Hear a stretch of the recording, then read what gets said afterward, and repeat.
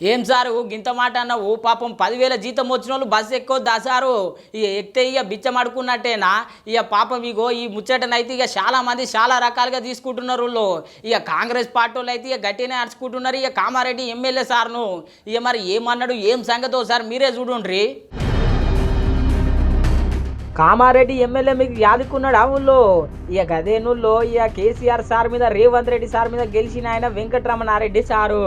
ఈ సారు ఓ ఇంటర్వ్యూలో మాట్లాడుకుంటా సంచలనమైన వ్యాఖ్యలు చేసిండు ఇక కాంగ్రెస్ ప్రభుత్వం ఫ్రీ బస్ ఏర్పాటు చేసింది కదా మహిళలకు ఇక 10,000 జీతం వచ్చి మరి ఇక బస్సు ఎక్కుతున్నారంటే ఇక బిచ్చపోల కంటే ఎక్కువ అని చెప్పి అన్నాడు ఇక ఈ వ్యాఖ్యలు అయితే సోషల్ మీడియాలో అయితే ఇక చాలా వైరల్ అవుతున్నాయి వీళ్ళు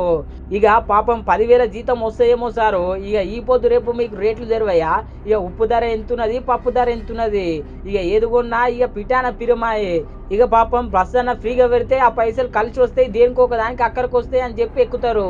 ఇక మీ లెక్క ఆలోచిస్తే ఇక మొత్తం మీద కొట్లాట్లే అయితే సారు రాజకీయంలో అయితే ఇక మొత్తం మీద ఈ వ్యాఖ్యలు అయితే సోషల్ మీడియాలో మస్తు వైరల్ అవుతున్నాయి వీళ్ళు ఇక చూడాలి మరి ఈ వ్యాఖ్యలు నా కాంగ్రెస్ పార్టీ లీడర్లు ఏం మాట్లాడతారో ఏమో